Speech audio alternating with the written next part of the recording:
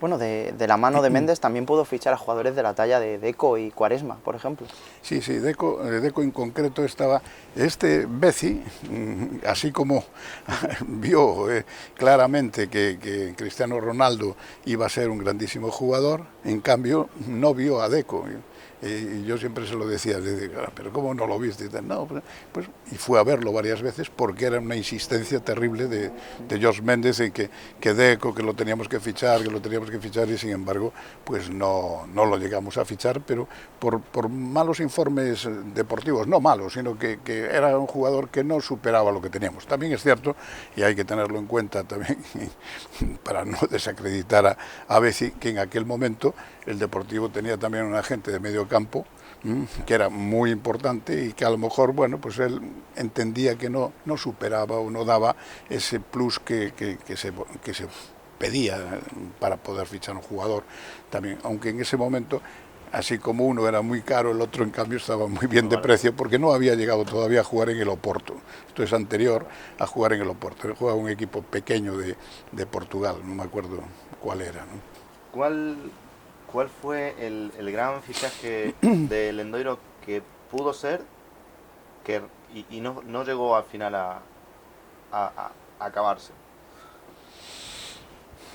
No, o sea, hay alguno que, que llegó, un caso curioso, por ejemplo, fue Olé Romancé, cuando nosotros ascendemos a primera división, y Olé Romancé fue todo en el fútbol ruso, entrenador de la selección, entrenador del Spartak de Moscú, presidente del Spartak de Moscú, bueno, ganador de 1000 trofeos y era un gran entrenador, ¿no? Entonces lo intentamos fichar, y viene aquí, y estaba alojado aquí en el Hotel Riazor, y nos pide pasar la noche viendo vídeos de los partidos del primer equipo y del segundo equipo, ¿no?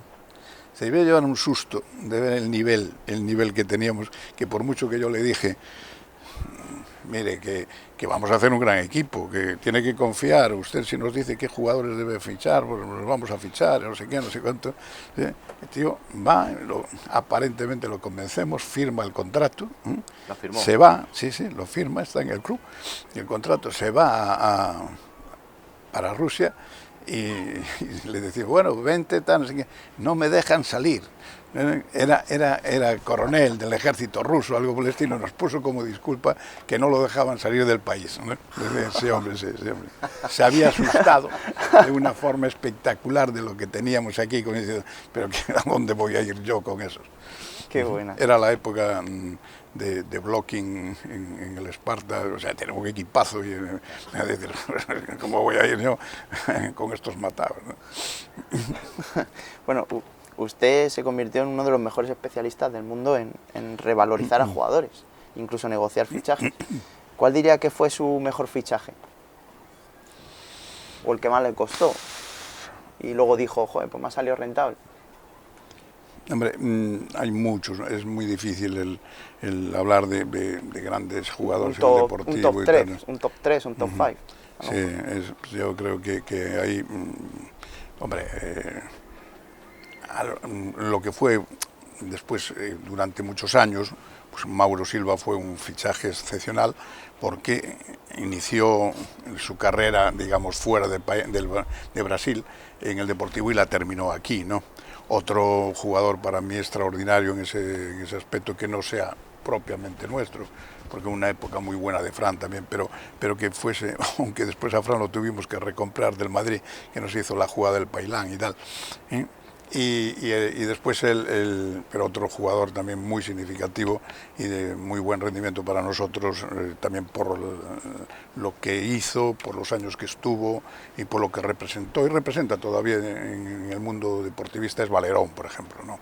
O sea, pero podrías hablar, no sé, de muchos jugadores que decir uno u otro tal, tiene mucho, porque todos fueron, y muchos de ellos fueron muy importantes en la historia moderna del Deportivo, ¿no? Y bueno, has hablado de Fran, esa anécdota de recompra del Real Madrid, como al parecer él había firmado un contrato que se había quedado incluso, al parecer sin copia él, ¿no? Con el Real Madrid. Con Real Madrid, lo habían metido en un cajón y allí quedó, ¿no? Cuando empieza a destacar, entonces ya nosotros le hacemos la renovación del contrato, lo presentamos en la liga, ya una renovación para X años, 4 o 5 años más, y nos dicen que no lo aceptan porque el Madrid había metido un contrato del siglo pasado, ¿no? que le ponía, y lo tuvimos que recomprar, tuvimos que pagar 260 millones de pesetas al Real Madrid para que pudiese Fran volver continuar en el Deportivo, que no dejó de estar nunca en el Deportivo, pero de hecho tenía ese documento el Madrid. Al parecer, yo nunca vi el documento, pero todo el mundo, la Liga dijo que la Liga que era Jesús Samper, que era el abogado del Real Madrid, a su vez. O sea, todo se jugaba en casa. Sí, sí. Bueno, hemos hablado de fichajes, pero ¿cuál es la venta de un jugador que pertenecía al Deportivo en la época en la que usted estuvo al frente, que usted cree que podría haber pedido más y que lo hubiera podido conseguir en cuanto a dinero? Yo creo que ninguno. Que hubiesen podido pagar más, yo creo que ninguno. También es cierto que yo no era vendedor, y la gente sabía que si venían a pedir, tampoco hubo muchas peticiones de fichajes, de salida de jugadores. Muchos hablan, no, es que a mí me pidieron. No sé si a los jugadores o a los representantes les llegaría esa petición. A mí me llegó de muy pocos jugadores, pero de muy pocos, ¿no? Muy pocos. Sí me llegó, por ejemplo, una muy fuerte, que es al único que yo reconozco que le corté un poco ese vuelo que podía tener con el Real Madrid, que fue Manuel Pablo. Con Manuel Pablo nos ofrecen 4.000 millones de pesetas y posteriormente, a través de ya no Valdano directamente, sino Alberto Toldrá, que es el representante de Molina, y de muchos jugadores, pero lo hacen en nombre de Molina, y si salen Manuel Pablo y Molina, en vez de 4.000 son 6.000 millones más 2 años cedido Casillas, que era el momento en que empezaba Casillas a jugar, el momento de tener, no sé, Casillas 19, 20 años o algo por el estilo, ¿no? Es en el año 2000. Porque no había fichado todavía por nosotros Molina, y se porta muy bien tanto Alberto Toldrá como sobre todo Molina, y sin firmar, a pesar de que lo quiere el Madrid, se viene al Deportivo, firma lo que ya estaba pactado, pero que estaba sin firmar, ¿no? Que no siempre se producen esas cosas, ¿no? Por eso digo yo que sí. Solamente yo creo que no, o sea, no tengo la conciencia de decir por esto hubiésemos conseguido más dinero. No, porque todo lo contrario, tanto por Macay como Felipe Luis no dejarlo ir al Barça durante una temporada, el hombre estuvo enfurruñado, después conseguimos el doble que pagó el Atlético de Madrid de lo que ofrecía el Barça el año anterior aproximadamente, ¿no?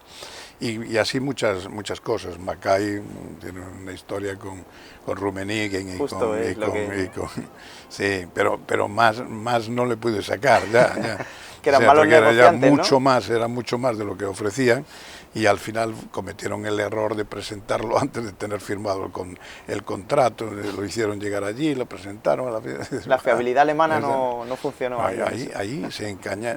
Fue cuando le dije, esto sabrá mucho de jugar al fútbol, pero desde luego de contratos y de lo que es el negocio del fútbol no entiende mucho. ¿Que habló con Rummenigge indirectamente? Habían estado Jones y Rummenigge en Beckenbauer, no, pero habían estado en Madrid.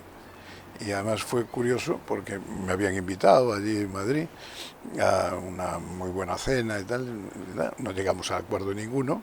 Entonces, llegado el momento, estaba Giovanni Branchini, que era el que hacía de hombre puente, porque además domina perfectamente el alemán, el español, el italiano, se lo domina todo. Y entonces salíamos del restaurante y ellos estaban 3, yo estaba solo, pedimos 2 taxis y llega el primer taxi, en vez de dejármelo en buena lógica a mí, que era el único y que me quedaba solo en la parada, cogen ellos el taxi y dicen, bueno, esto os va a costar 1 millón de euros más. Al final les costó 2. Por eso digo, más, hombre, pudo ser, pero bueno, no está mal. Que al final Florentino Pérez acabó ya diciendo: Augusto, ya te pago lo que me digas, ya está, estoy cansado. No. Hubo ahí, en el caso de Conceição, estaba pactado el contrato y estábamos de acuerdo. Entonces, es más, yo no, ya que como estaba todo de acuerdo, yo ya no fui a Madrid. Me acuerdo que había ido Luis Sánchez do Porto, y porque había dos alternativas. Si se iba solo Flavio, eran 4.100 millones de pesetas, y si venía para aquí Eto'o, era 1.000 millones menos, y con una posibilidad de recompra de 3.500 millones por Eto'o si se iba después al Madrid. Tenían un año de margen para recomprarlo. Y el que se opone a ese negocio, ya firmado el contrato, se opone Eto'o, que yo estoy convencido que fue una de las circunstancias, porque se portó muy mal la actitud de él con el presidente, con Florentino Pérez, y yo creo que fue una de las razones poderosas por las que Eto'o no volvió al Madrid. Hubiese sido, la verdad es que una muy buena negociación aquella, era mejor la de Eto'o por el medio, y hubiese sido mejor también para el Madrid. Para los dos hubiese sido muy buen negocio. Hubiera sido la bomba, sí. Samuel Eto'o en el Deportivo. Es cuando el Mallorca estaba en un gran momento también, y Eto'o tenía más fiesta en Mallorca que en La Coruña, y se quedó en Mallorca. Aparte que le pagaron mucho dinero, ¿no? No quiso ni hablar de condiciones Eto'o con nosotros. Bueno, uno lo fichamos nosotros, que es Wiltor. Wiltor se va de aquí, a petición de él, se va cedido al Girondins de Burdeos. En Girondins al final lo termina comprando, pero quedamos nosotros con un 50% de los derechos de traspaso, y se va al Arsenal después y nos supone, sin ponerse nunca la camiseta del Deportivo, 1.000 millones de pesetas, ¿no? El otro no llega a firmar nunca por el Deportivo, pero sí el Deportivo tenía sobre Canales, que además hoy es un jugador que está muy de moda, y además porque lo merece de verdad, porque es un grandísimo jugador. Con motivo de la relación entre el Racing de Santander con la salida de aquí de Munitis y la llegada de Aguate, nosotros incorporamos una cláusula que nos quedamos con el 50% de los derechos de un jugador que era cadete en esa época, que es Sergio Canales, ¿no?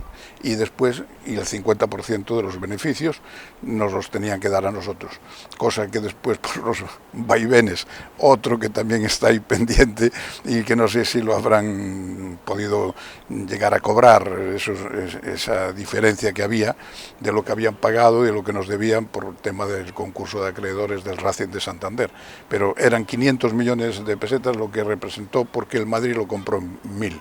¿Y no llegó porque apareció el Madrid? No, nosotros lo que teníamos era, teníamos unos derechos, lo que no teníamos era la obligación, ni ellos ni nosotros, de adquirir el jugador, ¿no? O sea, podíamos adquirirlo o no, pero el derecho que sí no nos podía restar el Racing era el 50% de los derechos en caso de traspaso.